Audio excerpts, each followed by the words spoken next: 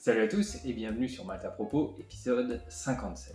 Vous vous demandez sans doute quel est le point commun entre toutes les bouteilles qui sont alignées juste à côté de moi, parce qu'elles en ont toutes un, malgré leur diversité. Leur point commun, évidemment, c'est le thème du jour, acheter son whisky aux enchères. Ça fait longtemps que j'hésite à faire une vidéo sur ce thème-là, parce que je pensais pas pouvoir apporter grand chose au sujet tout simplement, et ce qui m'y a décidé, c'est ma dernière commande et le fait que Ralphie lui-même ait fait une vidéo sur le même sujet. Est-ce que c'est une bonne idée d'acheter son whisky aux enchères? Mon but, c'est avant tout de vous faire un petit retour d'expérience, puisque comme vous le voyez, j'ai déjà acheté pas mal de whisky aux enchères. Il y a bien sûr toutes les bouteilles qui sont à côté de moi et celles que j'ai déjà terminées. On va déjà commencer par le commencement. Sur quel site est-ce que j'achète mes whiskies aux enchères? En France, je n'en connais qu'un, c'est Fine Spirit Auctions, qui est adossé à la maison du whisky et qui auparavant était hébergé sur le site Ideal Wine. Si vous connaissez d'autres sites français qui vendent du whisky aux enchères, ça m'intéresse. Laissez un commentaire là-dessus, évidemment. Alors il y en a bien sûr beaucoup d'autres, sans doute, et surtout en Angleterre, voilà, qui est le pays du whisky, bien sûr. Je ne les utilise pas. Pourquoi? Plusieurs raisons. Déjà, le taux de change entre l'euro et la livre sterling, et les frais de port qui sont souvent très élevés pour faire livrer son whisky directement à domicile. Parce qu'il faut savoir, bien évidemment, qu'un site de vente aux enchères de spiritueux, il se rémunère à la commission. Voilà, donc ça fait déjà des frais en plus. On a le prix affiché sur lequel on va enchérir, mettons 50 €.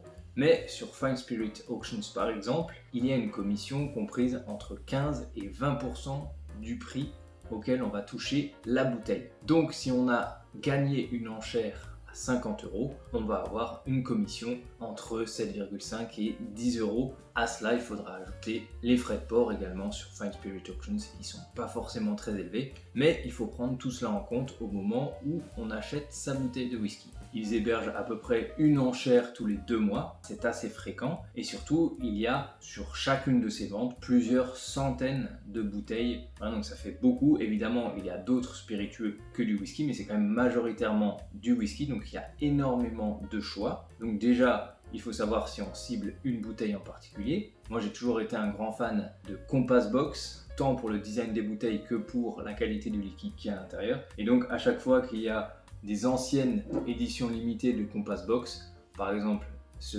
Enlightenment, si le prix ne monte pas trop, j'enchéris.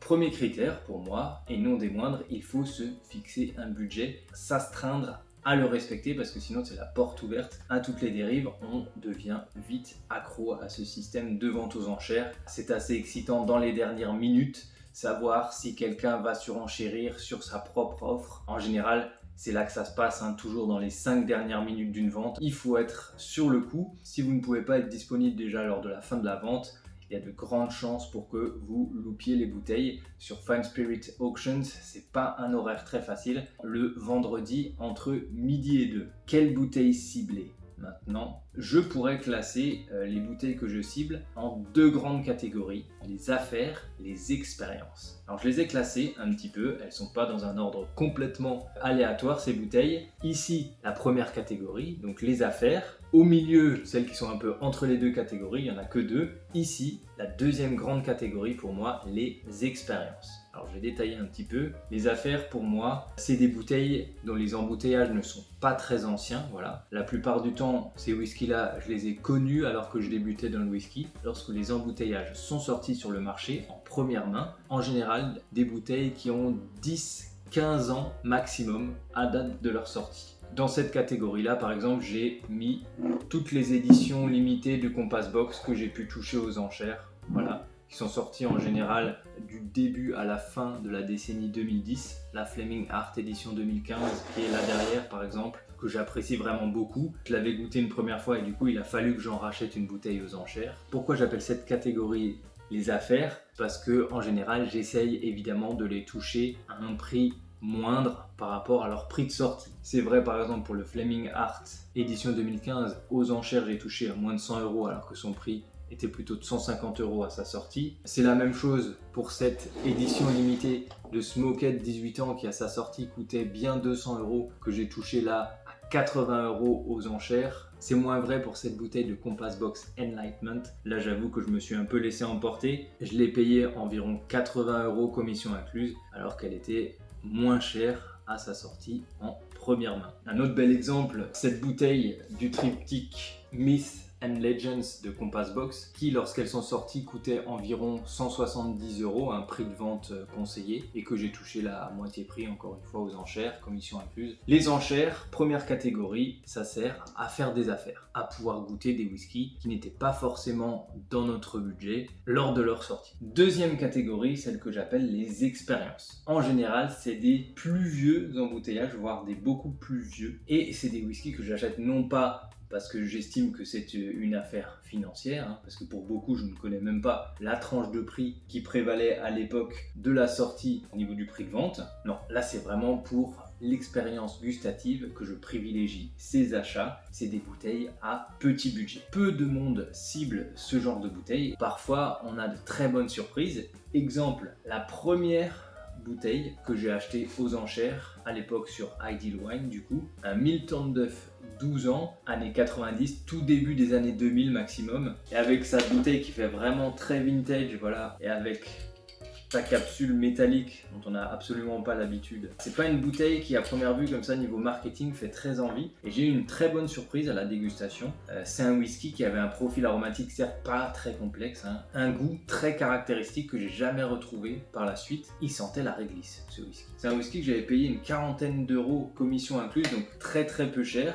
Et j'ai gardé la bouteille en souvenir. Des profils variés, j'ai eu des moins bonnes surprises, par exemple un Tamdu 10 ans. Autre profil de whisky, les blends, les vatted malt, des bouteilles qui sont pas forcément très en vue, très en vogue sur les sites d'enchères, et donc ça permet de faire aussi de très jolies affaires. Ça c'est une bouteille, je vous en avais déjà parlé dans une vidéo précédente, de Chivas 21 ans d'âge, qui a été embouteillée dans les années 70, quasi impossible à trouver, et je l'avais vraiment payé très peu cher. Sur cette enchère-là, j'ai eu de la chance, personne n'a surenchéri, voilà, sur mon offre, j'étais la seule enchère du jour. Et voilà, ça m'a permis de découvrir ce whisky, le bouchon avait cassé, c'est pour ça qu'il y a un bouchon de Blanton's. C'était une expérience de découvrir ce whisky.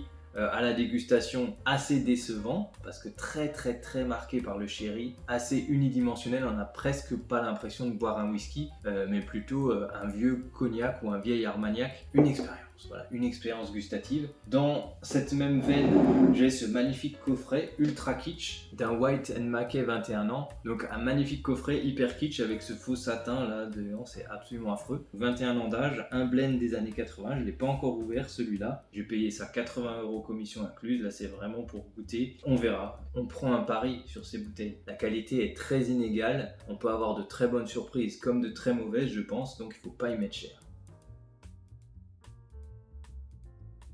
Ces bouteilles vont me servir à entamer un nouveau cycle de vidéos. J'avais déjà pu faire lors d'un des tout premiers épisodes de Malte à propos une vidéo intitulée Le whisky, est-ce que c'était mieux avant? Et bien là je vais consacrer un nouveau petit cycle de 3 vidéos à cette thématique et je vais avoir l'occasion de comparer des embouteillages modernes et anciens d'un même whisky. Donc voilà, c'était mon petit Rex sur l'achat de whisky sur les sites d'enchères. Si vous devez retenir quelque chose, c'est vous fixer un budget à l'avance et ne pas le dépasser. Vous fixez des cibles, je vous ai donné celles que je prends moi, il pourrait y en avoir d'autres, ça peut aussi aller au-delà du whisky. Si vous ratez une enchère, c'est pas grave, comme je vous l'ai dit, ça revient tous les 2 mois et il y a souvent des bouteilles qui réapparaissent. Exemple, le Hanok 18 ans qui était sur, je pense, les 5 dernières enchères sur Fine Spirit Auctions. Il y avait des bouteilles de Hanok 18 ans à partir de 50 €. Vous pourrez toujours retenter votre chance une prochaine fois. Pas vous stresser, il ne faut pas absolument vouloir une bouteille et exploser son budget parce qu'on pense qu'on n'aura plus jamais. Bien avoir en tête également les frais de commission. Sur Fine Spirit Auctions, ils sont bien notés en petit sous le prix auquel on a enchéri la bouteille. Voilà. Donc ça c'est bien, comme ça vous savez tout de suite à quoi vous en tenir. Plus le budget monte, plus la commission augmente également, donc attention à ça. Je me suis servi un verre de ce Chivas 21 ans embouteillé dans les années 70. On va se quitter là-dessus.